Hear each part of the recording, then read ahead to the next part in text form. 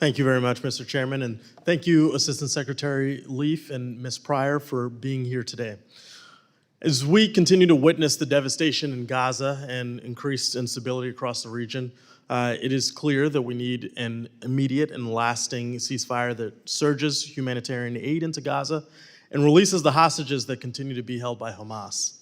As my colleague, Ms. Manning, just stated, we must be prepared for the day after. A long-term plan is essential for Israelis and Palestinians alike to have security and self-determination.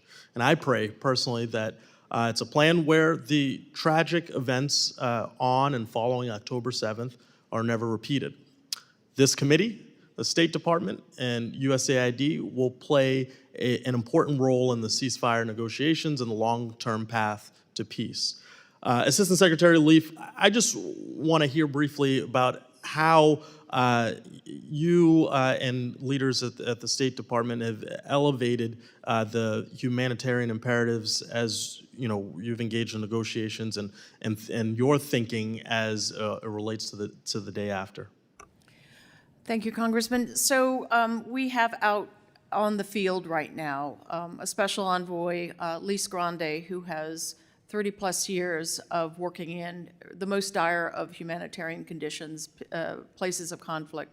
And she is out there in Israel now leading our efforts, corralling our efforts, working across the Israeli government, with the Egyptian government, with humanitarian actors, with the Israeli military, to really bring everything to bear so that we can have a true surge of humanitarian assistance that's not just episodic, but that is sustained. The conflict is unbelievably complex, and the conditions inside Gaza really pose tremendous challenges to the humanitarian workers. Lise Grande is working hand in glove with all of these parties to see that there are deconfliction mechanisms, that all the pieces are put in place so that the food, that the critical humanitarian assistance gets to those in need. She also has plenty of experience on stabilization efforts. So when you talk about the post-conflict setting, we look at it in three sort of buckets. There is security, there is post-conflict governance, and there is the recovery and reconstruction piece.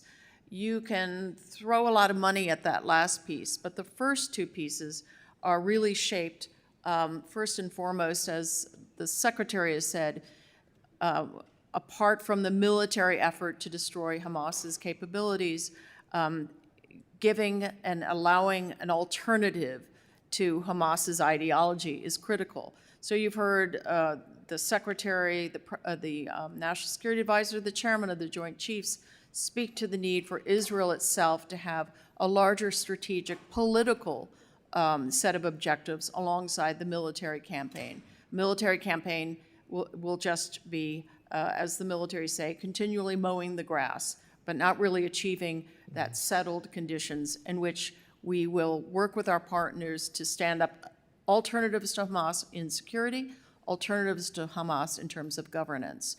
And to an earlier question, we think we have partners out there. We know we have partners out there, but we're going to need a lot of assistance to get those security and governance pieces elaborated in a way that works for the people of Gaza and that is framed in a larger political context.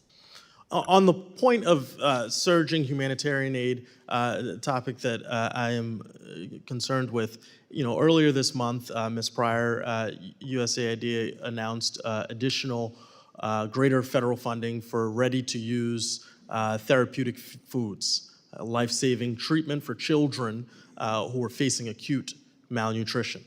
One of only two domestic producers of those ready-to-use therapeutic foods is in my home state of Rhode Island at a nonprofit named Edesia Nutrition, which stands ready and able to offer this critical assistance to vulnerable civilians in Gaza, particularly the youngest. Ms. Pryor, how are these ready-to-use therapeutic foods getting into Gaza to help children facing malnutrition?